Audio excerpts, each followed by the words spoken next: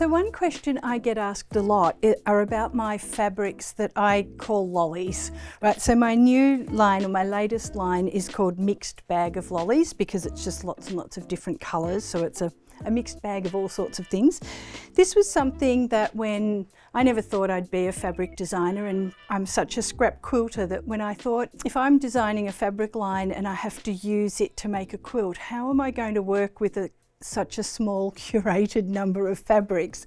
I work on the Freddie Moran theory of 10 fabrics don't work but 110 do. So I love a lot of different print and pattern and colour in my quilts. So look, you know, Moda have been fantastic in that this was a concept that I pitched and they've been great, and we've run with it in virtually every line we've done. I think there have only been a couple that we didn't put this in. But what it is there are 8 5-inch panels across the width of fabric. So if you break that down, I've just folded it in half so that you can see the 8 that would come on this skew.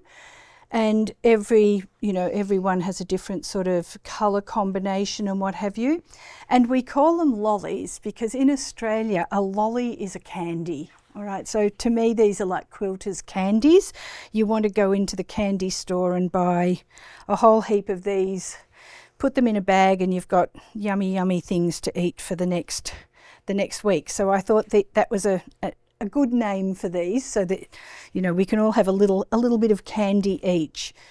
I tried to do a background line that will go with it as well, just so that it's a supporting line, because these are all pretty dense colour.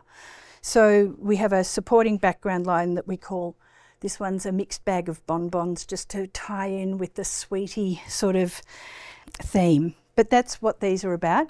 Of course, a lot of people will just use the print between the little divider stitched line.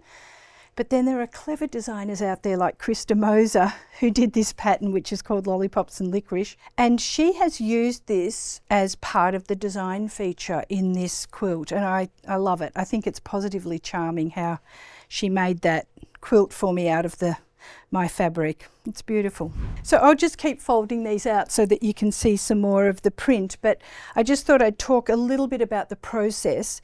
Anyone who's done a class with me or knows me, you'll know that I will say every time that I am computer illiterate. So I work with my daughter Abby, and she helps me with all of this.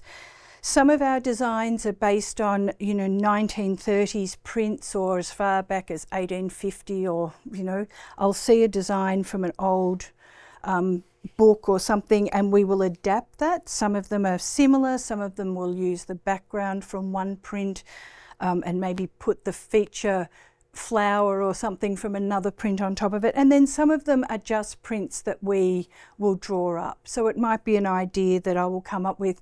I'm a fairly poor drawer, but I'll put it on paper, and then Abby works the magic on the computer and does all the repeat and does all those sorts of things for me.